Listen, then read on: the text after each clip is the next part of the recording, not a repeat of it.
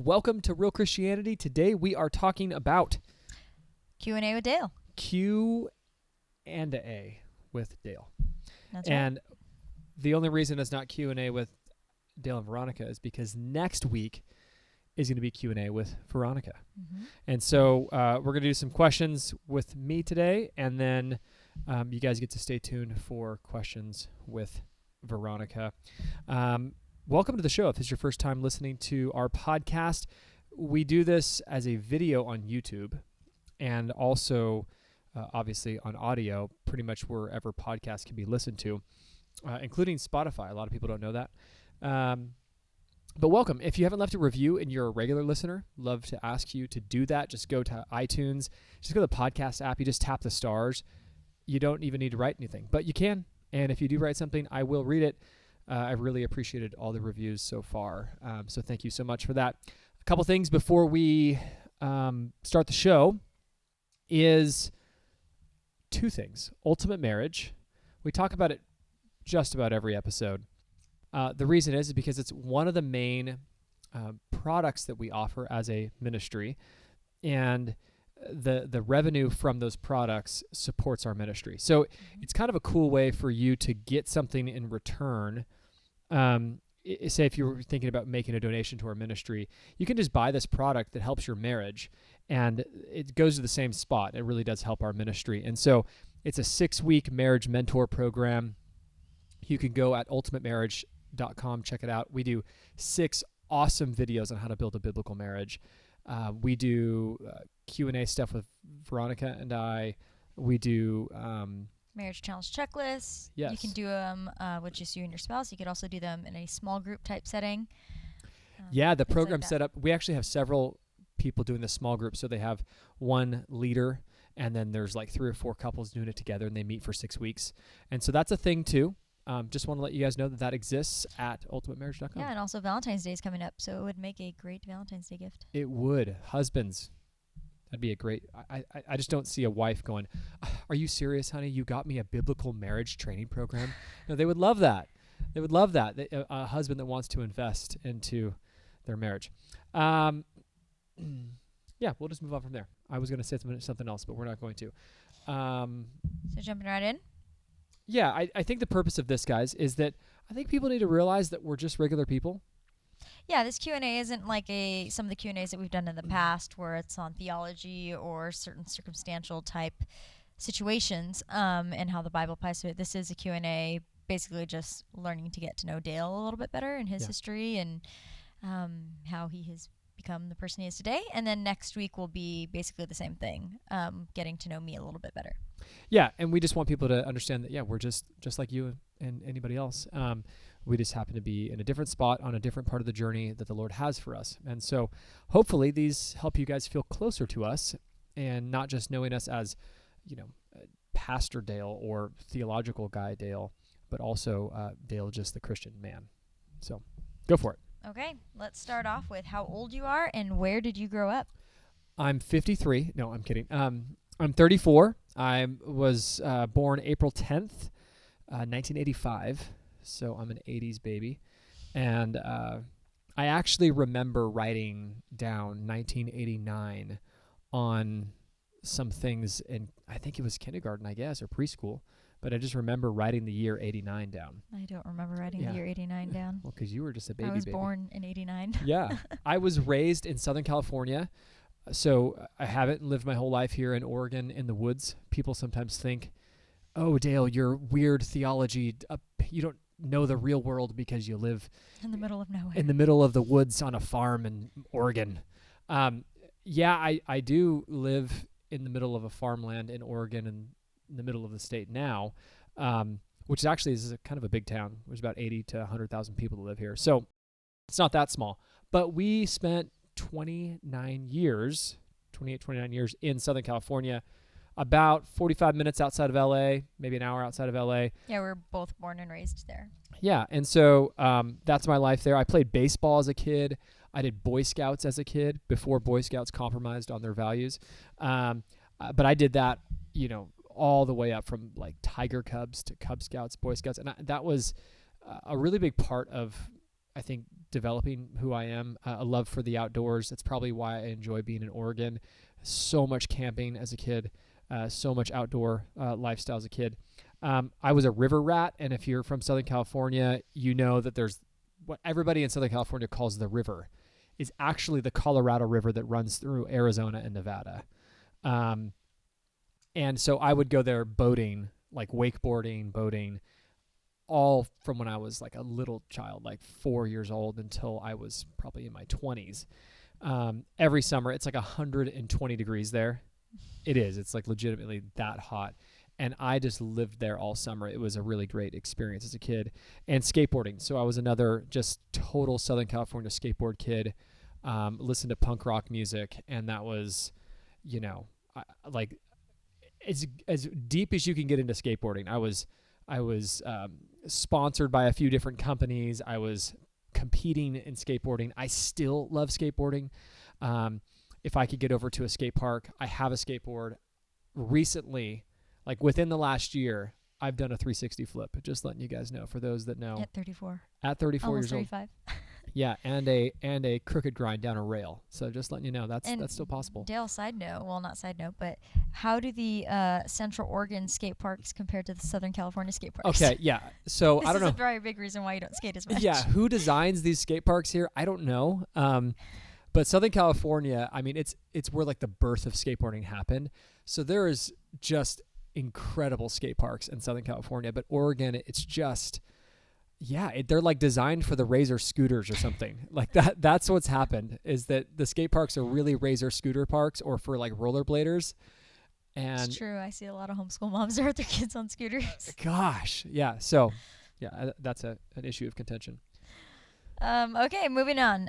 Were you raised in a Christian home, and how did you learn so much about the Bible? Yeah, so no, I wasn't raised in a Christian home. If there was a God, it was Jesus. And so, you know, did we believe in Jesus? Yeah, like there was some praying that happened, you know, occasionally. Like I remember my mom having like a John 3:16, like what are they called? Like when you like weave in like a picture onto a little, like a little tapestry. There you go, like a little tapestry, but it has like the circle. You know what I'm talking about? Like embroidered. Yeah, like that you like. I forgot what they're called.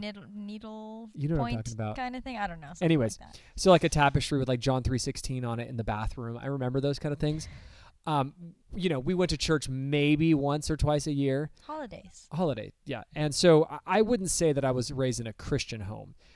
We were raised in an American home that believed in Jesus, and I think most people believed in Jesus, at least, especially when I was a kid.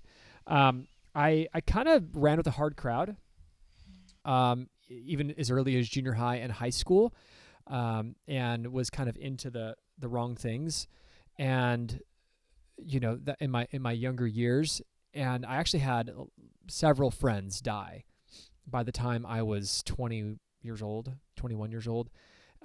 You know, that I think took the lifestyle that we were living as teenagers more extreme, overdosing in drugs, drunk driving, suicide, car accidents. Just it was a really crazy, you know, period of my life, and something that was the Lord has definitely, you know, protected me and rescued me from. And so my parents divorced when I was 17. So I don't come from a real put together situation. I have a brother who's 7 years younger than me, and so that was a big deal for him. It was a big deal for me too, but it was a much bigger deal for him. I became a Christian out of a night of sleeplessness at age of 20, and that was in 2005 that I became a Christian. And I'm not going to necessarily share the whole details of my testimony, but basically I couldn't sleep, and I was away on a trip, and I couldn't get to bed. I just could. So I waited the entire next day. I went to this conference that I was at out of town, and then I later that evening tried to go to bed again, and it was going on, you know, I don't know, 50 hours or something like that, no sleep, and I still couldn't sleep. I started to get a little bit scared, and it led me to kind of a terror, and putting me on my knees, begging God to let me sleep. And if he'd let me sleep, that I would follow him. I literally made this bargain with God. And I ended up having someone drive me home that evening. It was about a 2-hour drive home. And I fell asleep for 12 or something hours. I woke up, and I've been a Christian ever since. And so I didn't have the classic gospel preached to me in certain, certain circumstances. I basically said this prayer. The Lord kind of revealed himself to me. And I really do remember a renewal, like a regeneration the next day. It was a very... And that's when you first started going to church. Yeah, first started going to church. And that was a big part of that journey. And so I built my foundation of my faith through Sunday sermons. I mean, that's kind of how I really heard the gospel originally, kind of had a better grasp on what was going on. At 29, I started reading the Bible more intentionally. And we moved to Oregon that year, or was it? Yeah, that year. Okay, earlier that year, yeah. Yeah, so I started reading the Bible more intentionally when we got here. Maybe it was even 28. Anyways, by age 30, I was reading theology and I was being intentionally discipled by a gentleman who was much older than me and much more mature than me. That was a game changer for both Veronica and I. At 32, I was preaching regularly, and I was bringing sermons and preparing sermons, and I enrolled at the end of that year in seminary. And then at 33, we planted a church, and I started pastoring. So I've been pastoring now for almost 2 years. And then now today, I'm still in that seminary graduate studies program, and I have this semester and one more semester, and then I will finish the graduate studies program for Western Theological Seminary. And so that'll be a big deal. So that's kind of my background of how I know the Bible. It's, I wasn't raised in a Christian home and raised by a pastor and knew all this stuff as a child. It's very fresh to me, actually. Yeah, cool. Okay, so a lot of people know about the several books that you have written in the past, but can you tell us about the books that you want to write in the future? Yeah, so there's, I've written, my first book was when I was in the business world, because again, a lot of people don't realize that, for the last, up until 3 years ago or 2.5 years ago, we were in the business world. And so I was an entrepreneur, well known in the entrepreneurial space. That's actually where most of our following came. And I wrote a book called People Over Profit that became a Wall Street Journal bestseller and was still a very successful book on my philosophy on business. It's definitely Christian, founded on Christian core values for sure. And then Launch Your Dream, and then Save from Success, which is my first, I would say, Christian book, Save from Success was, and then my most recent book, which is Real Christianity. It's like gone from business, half Christianity to full Christianity. Yeah, exactly. Making that transition was a part of that. So, I want to write a bunch of books. I think I'm going to probably be the guy that maybe writes, Lord willing, 50, 60 books. I need to write. It's a part of what I do. And I read so much that I need to write because it's kind of this... It's how you process. It is how I process. And you think about it is that writing is a form of giving. And so you need to, when you fill yourself up with reading, you basically give it out through writing. And so you start, forming who you are, what you say, you start regurgitating basically these ideas in your words. And so that's a big part of who I am. If you don't read, you actually run out of material to write on. And because it's like giving and giving and giving without having anything to give. And a lot of people I know only write 1 or 2 books because they just blow all of their knowledge and wisdom on these 2 books because that's all they have. If they're not continuing to learn and to read, you'll run out of material. So I read a lot. And I really enjoy writing. So I want to write a book on manhood really bad. And kind of something about the 7 crowns of a man or the 5 crowns of a man. There's an idea in Proverbs about, the different crowns of a wise man. Wisdom is one of them. A gray hair is one of them. Children is another one of them. I want to write one on marriage. that's coming at some point. We've been married for 10 years, coming up here in like less than a month, or about a month. And so marriage, that would be something that maybe we tackle like after we've been married for another 10 years, who knows? But eventually, the church, I do have a book that's coming out here real soon. That's more like a doctrinal statement, but it's also kind of a book. It's called Biblical Church, Understanding the Doctrines, Convictions, and Liturgy of a Biblical House Church. And so that's coming out this year. And I do want to write a bigger book around the topic of the church and what does biblical church look like. Lord willing, I'll write a 365-day devotional.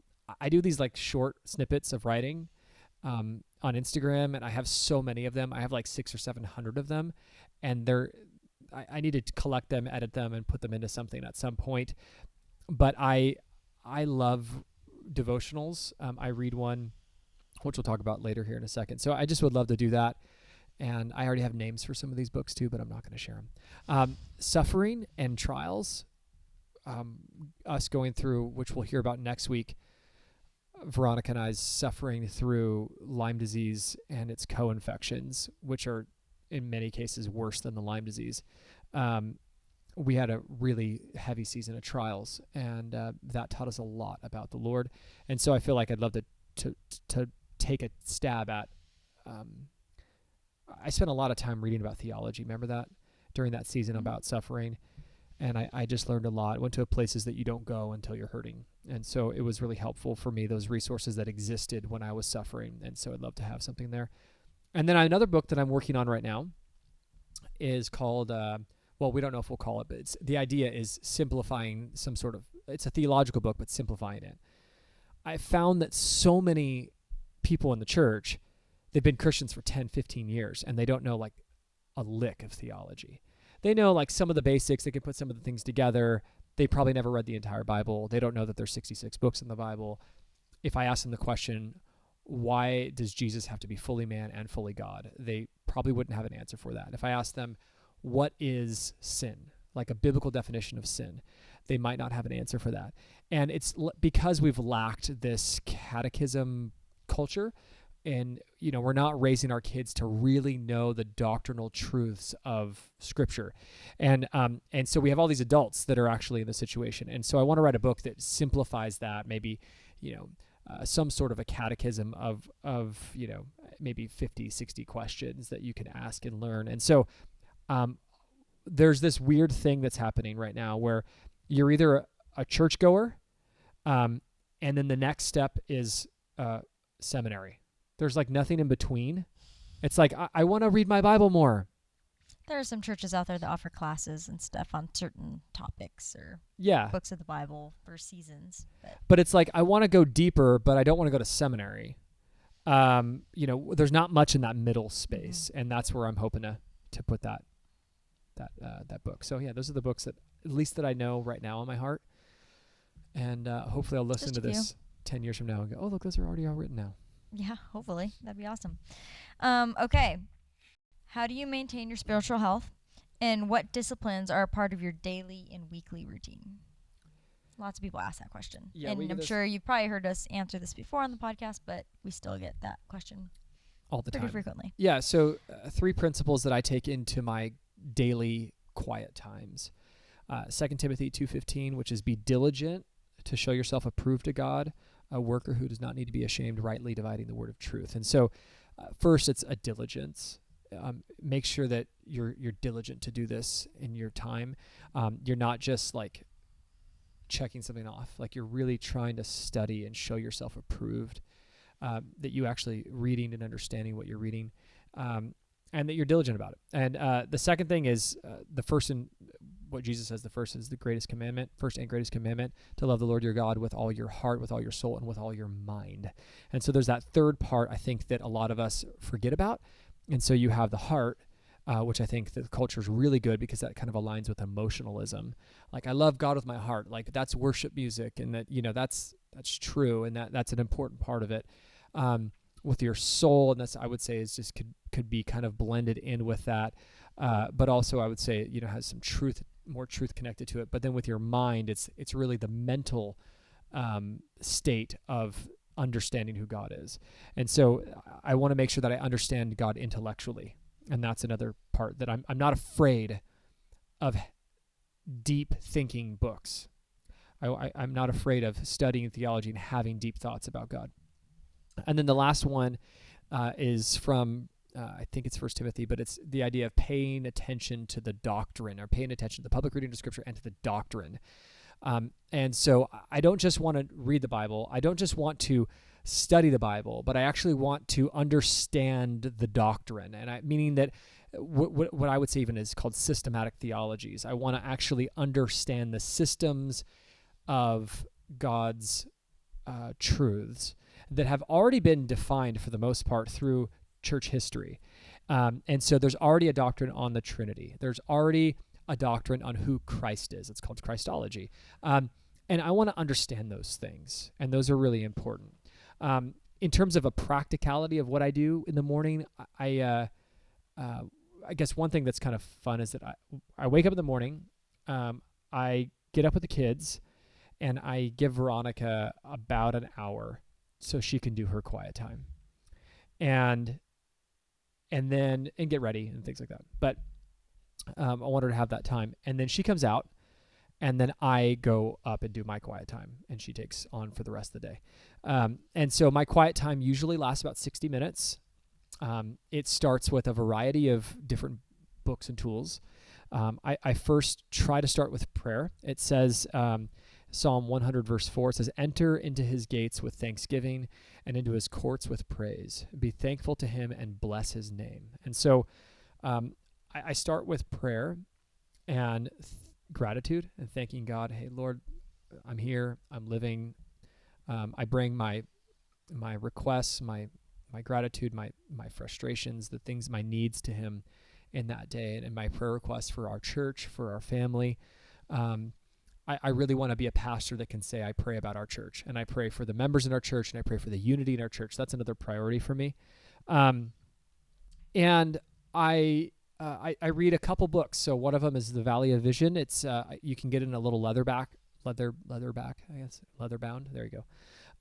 Version. It's old Puritan prayers, and it's a really great little prayer book, because sometimes we don't know how to pray, or we don't realize how elementary our prayers are until we read prayers of these really mature saints, and you go, wow, this guy's thinking way deeper than I'm thinking. And it helps me grow in my prayer life, thinking about those things. And I read a lot of Puritan work, and the Puritans are awesome group of people, basically from the 1500s to the early 1800s. And most of them are Calvinists. You guys know, if you guys listen to my show, I'm not a Calvinist, but I still really appreciate the Puritan work. And I read a devotional that's one I did last year. It's called Voices from the Past. And that's a really great resource. It's Puritan, a variety of Puritans, one page every day, little devotional. Right now I'm actually doing Charles Spurgeon's Morning and Evening, and I'm enjoying it. I'm not enjoying it as much as Voices from the Past, though. I read a theological book, like one chapter, and so meaning that some sort of Christian book. I was reading a parenting book last week. This week now I'm reading a book on strategic evangelism. I read a sermon a week, and so I'm a big fan of John Wesley, so I'm reading one of his 52 sermons every week. And then the last thing that I do is I read the Bible. And so I read at least one chapter of the Bible, and I really sit there and try to read it, understand it, study it. It might only be a few verses. It might be the entire chapter. And this is outside of my sermon prep time and outside of my seminary work. So this is really, and I get it sounds like a lot, but you read the prayer book, it takes like 3-4 minutes. You read your devotional, it takes like 5 minutes. You read your chapter of your book, it takes 12 minutes, 15 minutes. Then you're jumping into the Bible. You have your prayer time. You can get this done in about an hour, but it just gives me a really robust spiritual time with the Lord. And I'll even sometimes listen to worship music and worship him. And I go to a private place and do this. And so that's my routine. I do that usually 5 days a week. Very rare that I do it less than 4 days a week. Saturdays and Sundays, I try to do it, but it doesn't usually happen. Yeah, Saturdays you're like wrapping up sermon stuff and trying to get that. Yeah, I'm already in the Word at such an extensive level for sermon prep on Friday and Saturday that I usually, will move things around. And Sunday I'm preaching and resting. And Okay, so as you just shared, you read a lot. Can you share 3 of your favorite books? I feel like you've already mentioned at least one of them. Yeah, so 2 of them, if you're watching this on video, you can see my little library back here. And this is actually some of it. Yeah, some of it. This is quite new. I've actually picked up a lot of these books over the last year or so. And seminary does that, I think, to you. You have to read a lot. And pastoring does that to you because you have to be able to have the answers for a lot of people's questions. So I read about 25 to 30 books a year. I'm not the guy that can pull off a book a week. I'm the guy that usually pulls off about a book every 2 weeks. I'm reading like a short book right now that's 100 pages, and I'll finish that in a week. And so my favorite authors I'm going to start with, and then I'll say some books. So I love A.W. Tozer. A.W. Tozer's probably, the way he thinks is most similar to me. And so if you want to understand a lot about who I am and how I think theologically, I would say Tozer's the right person to represent me in that. I've read a good chunk of his work. And I have a few that I haven't read yet, but I really appreciate his books. The Puritans, as I said, anybody in that, Thomas Watson is fantastic. Some people would call Charles Spurgeon in that sermon era. This guy from behind me on the quote you can't see, George Swinnock. He's awesome. And there's just there's so many there that you can look at. And so the Puritans, just looking them up. Doug Wilson has become a new favorite of mine. We actually went and got a chance to spend some time with Doug a month ago now. Yeah. And so I really appreciate Doug's written 100 and something books, 104 books maybe. And so I really like his style. And so I'm reading some of his stuff. And then John Wesley. And so I'm a big Wesley fan. In terms of the books that I love, The Pursuit of God is probably my favorite book. It's 100 pages. It's A.W. Tozer's, I would say, his crown jewel in terms of his work that he's done. And the concept is that true love is basically pursuing God even though you've already found him. And so the pursuit of God is this, it's for Christians who already found God, but you're still pursuing him. And he hits such a variety of topics in that book, but really lays a deep heart for devotion to God. Voices from the Past, which I mentioned before. There's a volume 1 and volume 2, and that's a devotional set. Those are produced by Banner of Truth. And then Doug Wilson's Why Children Matter. I just read that, and I added it there, not because I don't have other great books, but I really appreciated that book. It was just really good, especially for fathers. And so if you're looking for a children's book, not a children's book, a book on children, and you're a parent, that's a great one. I'm going to close with a quote from Tozer on the topic of reading, and then we'll wrap up the show. He says, "Why does today's Christians find the reading of great books always beyond him? Certainly, intellectual powers do not wane from one generation to another. We are as smart as our fathers, and any thought that they could entertain, we can entertain if we are sufficiently interested to make the effort. The major cause of the decline in the quality of current Christian literature is not intellectual, but spiritual. To enjoy a great religious book requires a degree of consecration," meaning like you've given up your life, consecration to God, and detachment from the world that few modern Christians have. The early Christian fathers, the mystics, the Puritans, are not hard to understand, but they inhabit the highlands where air is crisp and rare field, and none but the God enamored can come there. And so that's the perspective that I have, is that you go, a book that's really hard to read, you might be intimidated by it. You're capable of reading it, you know? And I think Veronica's been on this journey of like learning her capability. You know, you've been tackling some harder books lately, and you know, I would say maybe share your story real quick on just like being intimidated on learning and being intimidated on certain books and what you've done kind of breaking through that. Yeah, since it's the end of the show, I'll just be, a very long, what could be a very long story. I'll make it quick. Long story short, I had a terrible education. And because, kindergarten through high school, I skipped schools. I was, not skipped school, but like went from school to school, different schools, always having to start fresh, new friends. I was probably a little bit delayed in the way that I learned. I just didn't fit into the typical system. And so it made me hate learning. I hated learning. I hated reading. I wanted nothing to do with it. And so I didn't really start reading until pretty much I got pregnant with Aria, because I was like, okay, well, I'm going to have this baby and I don't know what I'm doing. What is childbirth about? What is raising children about? So that's kind of when I started reading.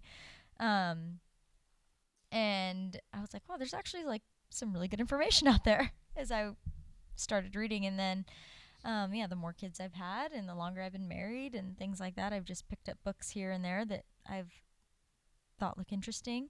And so I read way more now than I ever have. Yeah. But I still definitely, I wouldn't say like I, read tons and tons of books. But it's just as she's been able to come up to this higher level of education that intimidated her before. Mm-hmm. Yeah, I wouldn't want to read a book just based off of how thick it was or what the cover looked like, because I was like, oh, that looks hard. Yeah. And now that's changed. Yeah, and I mean, I even still, I might be intimidated by a book, but I want to learn. Yeah. Or I have the desire to learn now, where I didn't before. Amen. So, thanks for joining. Hopefully that was helpful, that you guys got a chance to know a little bit about me and my past. And next episode that's coming out next week will be on Veronica, and we're going to ask her similar questions, but a little bit different, and a few questions that weren't asked to me. And so again, thanks for joining this episode, guys, and we will see you next week. See ya.